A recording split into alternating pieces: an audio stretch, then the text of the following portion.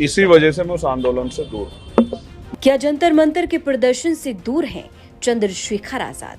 मैं पहला आदमी था जो वहां गया जिसने कहा था कि पार्टी का झंडा बाहर रख के आना, अपनी पार्टी को बाहर रख के आना, इस आंदोलन पर सवाल ना खड़े हो। चंद्रशेखर आजाद का बड़ा बयान सामने आ गया। चंद्रशेखर आजाद मीडिया के सामने कहते हैं कि वो जंतर मंतर पर हो रहे प्रदर्शन से दूर हैं। लेकिन क्यों बोला चंद्रशेखर आजाद ने? आखिर चंद्रशेखर आजाद के इस बयान का मतलब क्या है? आखिर चंद्रशेखर आजाद के इस बयान के क्या मायने हैं? 20 जुलाई 2026 को दिल्ली पुलिस के लाठीचार्ज के बाद से ही चंद्रशेखर आजाद ने संसद भवन में धरना प्रदर्शन शुरू कर दिया। चाहे बारिश हो या फिर धूप निकले, चाहे दिन हो या रात हो, चंद्रशेखर आजाद डॉक्टर भीमराव अंबेडकर की प्रतिमा के नीचे धरना देती नजर आए। आज अपने धरने के चौथे दिन चंद्रशेखर आजाद मीडिया के सामने कहते हैं कि वो जंतर मंतर पर हो रहे प्रदर्शन से, प्रोटेस्ट से दूर हैं। दरअसल चंद्रशेखर आजाद से सवाल किया गया था कि भारतीय जनता पार्टी आरोप लगा रही है कि जंतर मंतर पर हो रहे छात्रों के प्रोटेस्ट को बाकी विरोधी पार्टियां हाईजैक करने की कोशिश कर रही हैं। अब इसी सवाल के जवाब में चंद्रशेखर आजाद दे डालते हैं बड़ा बयान। चंद्रशेखर आजाद कहते हैं कि मैं जानता था, इसीलिए मैं अकेले संसद भवन में धरना दे रहा था। जंतर मंतर पर गया, लेकिन पार्टी के नेताओं को कह दिया कि पार्टी का झंडा इस प्रोटेस्ट से दूर ही रखना, ताकि इस आंदोलन पर सवाल खड़ा ना हो, ताकि इस आंदोलन पर कोई सवाल ना खड़ा कर पाए कि इसे तो हमारी पार्टी ने हाईजैक कर लिया।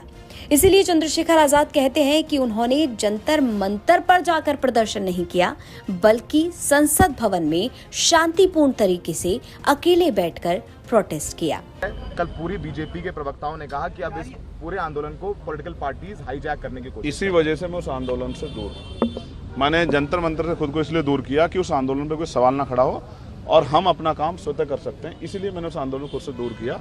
मैं पहला आदमी था जो वहां गया जिसने कहा था कि पार्टी का झंडा बाहर रख के आना, अपनी पार्टी को बाहर रख के आना, इस आंदोलन पर सवाल ना खड़े हो।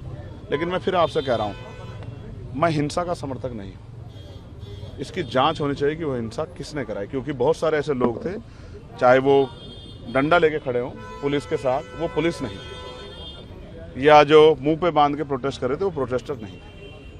ये सब सरकार द्वारा प्रायोजित है, इसकी जांच हो जाए। अगर सरकार सही है, उस दिन आपको भी चोट लगी थी, क्या फर्क पड़ता है? एक इन बच्चों के लिए, युवाओं के लिए मैं एक नहीं 1000 बार चोट खाने को तैयार हूँ। ये मेरे भाई बहन है, इनके लिए मैं नहीं लड़ूंगा तो कौन लड़ेगा? तो चंद्रशेखर आजाद कहते हैं कि बिल्कुल जांच होनी चाहिए। वो कहते हैं कि कई पुलिस वाले ऐसे हैं जो पुलिस वाले नहीं हैं, लेकिन फिर भी लाठियां मार रहे हैं। वहीं चंद्रशेखर आजाद ये भी कहते हैं कि कई लोग प्रोटेस्ट में वो भी शामिल हो रहे हैं जो मुंह पर कपड़ा बांधकर उपद्रव फैला रहे हैं। ऐसे में जांच जरूरी है, लेकिन छात्रों की मांगे पूरी होना भी जरूरी है। चंद्रशेखर आजाद सीधा मांग करते हैं कि जिन लोगों ने छात्रों के सर फाड़े, जिन पुलिसकर्मियों ने छात्रों पर बुरी तरह से लाठीचार्ज किया, आखिरकार उनके खिलाफ कार्रवाई क्यों नहीं की जा रही है? वहीं प्रधानमंत्री नरेंद्र मोदी के पेपर लीक जैसे मामलों पर फास्ट ट्रैक कोर्ट के गठन को लेकर चंद्रशेखर आजाद से जब सवाल किया गया तो वो सीधा सीधा हमला बोलते हैं।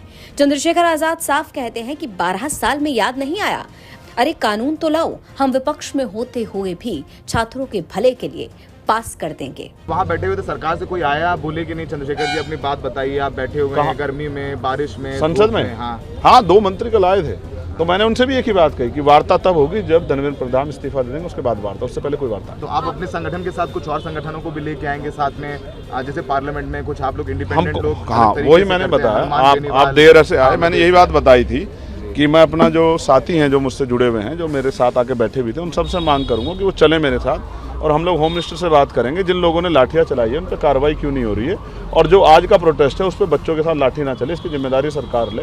प्रोटेस्ट से कोई बात है तो आप वार्ता करें, खत्म क्यों नहीं कराते? उनकी मांग मान लो, क्या दिक्कत है? हमने कहा फास्ट ट्रैक कोर्ट बना देंगे, पेपर लीक पर तुरंत फैसले करेंगे। 12 साल में क्यों याद आया? इस आंदोलन की वजह से याद आया, जनता ने किया, नौजवानों ने किया, अभी बहुत कुछ याद आ जाएगा। मैं कहता हूँ ना, आपको किससे कोई एप्लीकेशन देनी है, किसी को कर दो, करो, कल पे क्यों छोड़ रहे हो? करो भाई साहब, लाओ ना रेजुलेशन, लाओ। प्रधान दिखे आपको पार्लियामेंट में? लाओ आप,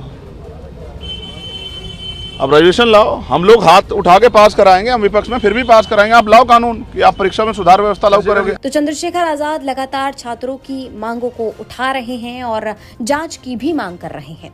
इसके साथ ही चंद्रशेखर आजाद का ये बयान लगातार सोशल मीडिया से लेकर हर तरफ सुर्खियों में बना है। वहीं चंद्रशेखर आजाद की वो तस्वीरें जहां भारी बारिश के बीच वो शांतिपूर्ण तरीके से अकेले एकांत में शांत एकदम धरना देते नजर आए। तो संसद भवन में जब चंद्रशेखर आजाद लगातार धरना प्रदर्शन अकेले दे रहे थे, अकेले बैठे थे, तो लगातार सवाल उठ रहा था कि चंद्रशेखर आजाद जंतर मंतर पर प्रदर्शन क्यों नहीं कर रहे, वहां क्यों नहीं जा रहे, अकेले संसद भवन में धरना क्यों दे रहे हैं। अब इसी का जवाब चंद्रशेखर आजाद ने खुद दे दिया। चंद्रशेखर आजाद की माने तो वो नहीं चाहते थे कि इस आंदोलन पर यानी जंतर मंतर के आंदोलन पर कोई भी सवाल उठाए राजनीतिक हाईजैक करने का, इसीलिए वो अकेले धरना प्रदर्शन दे रहे थे। अब चंद्रशेखर आजाद के इस बयान पर आपकी क्या राय है, ये हमें कमेंट बॉक्स में जरूर बताएं। ब्यूरो रिपोर्ट यूपी तक।